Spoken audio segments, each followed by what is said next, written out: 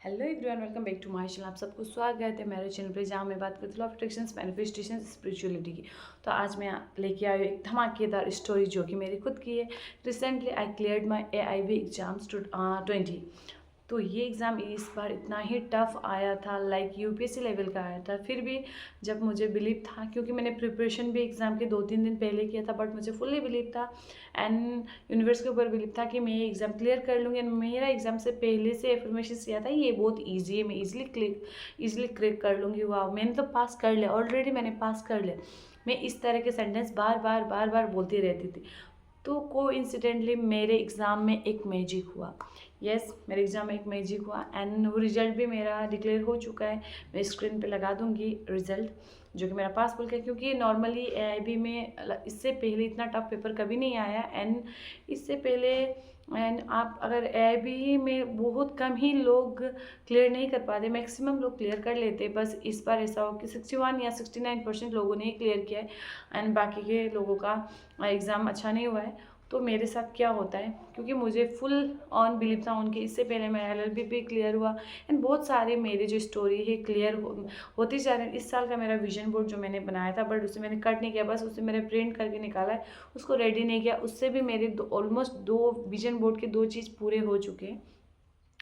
तो सबसे पहले तो मैंने क्या किया था एग्जाम में, मैं कंटिन्यूसली यही एफर्म करती थी कि मैं बिना पढ़े भी बस मैं बोलती रहती थी AIB तो इतना ईजी है, मैं सक जाऊंगी, इतना ईजी, बस मुझे तो सब आता है, सब आता है, मेरा तो क्लियर होना ही है डेफिनेटली। और कोई मुझे पूछता भी तो बोलता है पढ़ाई कर, अरे भाई इतना ईजी है, मुझसे हो जाएगा, टेंशन नहीं लेने का, बहुत ईजी है, मैं ईजिली क्रैक कर लूँगी। तो इस तरह से मैं कॉन्फिडेंटली बोलती रहती थी। बट एग्ज़ाम के एक दिन आगे बस मुझे क्वेश्चन पेपर मैंने देखा, कल एग्ज़ाम है, आज मेरा एग्ज़ाम पड़ा था गुवाहाटी पे, तो गुवाहाटी सोनापुर पे। तो एक दिन पहले मैं गई थी मेरे माँ के साथ एंड वहाँ पे मैंने क्वेश्चंस पेपर देखे, मैं सॉफ्ट, इतना टफ क्वेश्चंस भाई।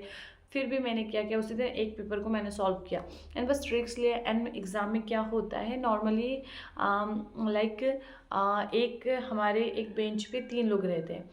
तो मेरा बेंच पे, सबके बेंच पे, लेकिन क्योंकि ओपन बुक होता है, बैरेक बेस होता है, तो यहाँ पे मतलब 3 हर, लेकिन हमारा बेंच बहुत ही छोटा था, तो 3-3 सब में थे। तो मेरे बेंच में और 2 लड़के थे एंड मैं थी। तो सबका जो था वो जो आपका क्वेश्चन सीट रहता है, जो वो ABCD सेट में सेट रहता है। तो हमारे बेंच में क्या होता है, मैजिक होता है। मेरा सेट था C एंड मेरे पास जो बैठा था उसका भी सेट था C एंड उसके दूसरा जो था उसका भी सेट C। तो एंड उसके मेरे आगे पीछे में जितने भी लोग थे, उनका किसी का भी एक दूसरे से सिमिलर शीट नहीं था, किसी का ABC, किसी का DAB, इस तरह से था। एक ही बेंच में तीनों का होना एक कॉमन बात नहीं, क्योंकि पूरे क्लासरूम में किसी का ऐसा नहीं था, बस मेरा शीट ऐसा था। तो फाइन, इससे हमें हेल्प क्या होता है कि हम लोग डिस्कस करके जो मुझे आता है वो उसको बोलना है, जो उसको आता है वो मुझे हेल्प करना। इस तरह से हम लोग ने किया।